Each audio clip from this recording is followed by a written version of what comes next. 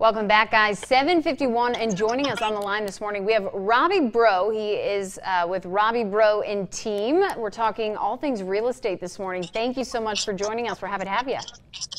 Thank you for having me. Okay, so first things first, let's talk about rates, interest rates. I know right now they're pretty low, correct?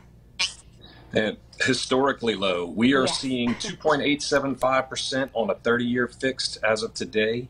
2.375 on a 15-year fix. And just to kind of put that into perspective, 18 months ago, if you were going to be financing $250,000, today's payment, with that payment today, you would be able to finance that same house for $322,000. So Wow. you've got a big spread in the ability of affordability of what's going on with your purchase. Wow. So that's a great example, to put it simply for people. How long do these interest rates typically stick around? Like, as far, I mean, do they tend to stay, or is it kind of like a ladder?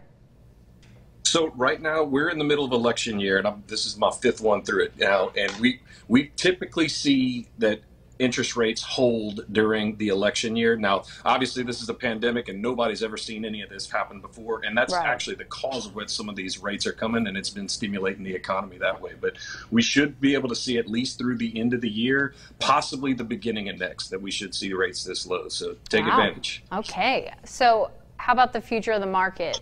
What are your thoughts there? So we've got two indicators that we keep track of. Obviously, sold data is something that's very important. That's actually 26% up compared to this time last month. Now, we got a few days left that's going on through the end of the month, the busiest time of the spots.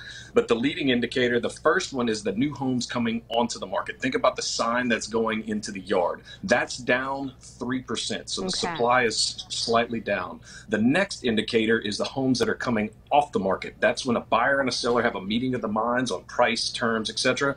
That's up for the third month in a row, over 50%. So we're seeing a shrinking of inventory, the fewer homes coming off the market, and rapid homes coming off the market. So things are coming off. That is going to lead over the next 60 to 90 days. Great news for the KADN market. Wow, I would say so. And real quick here, I know obviously it's a buyer's market, and you and I were talking a little bit in the break.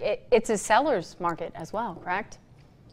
It certainly is. We're seeing that shrinking of inventory does favor the sellers, fewer things to be able to choose from. People are getting a little bit of a window now to be able to sell, whereas 7-8 months ago it was a little bit tighter. So that doesn't mean that people can jump and get greedy. Buyers are still getting a little bit finicky when it comes to that, but the margins are a little bit better for those sellers to make that move. Awesome. Well, listen, Robbie, some great information. We really appreciate it. Guys, we'll have this entire interview for all of you on our website, KADN.com. Thanks so much for joining us, and hopefully we'll check back in here in a couple weeks. That sounds great. My pleasure.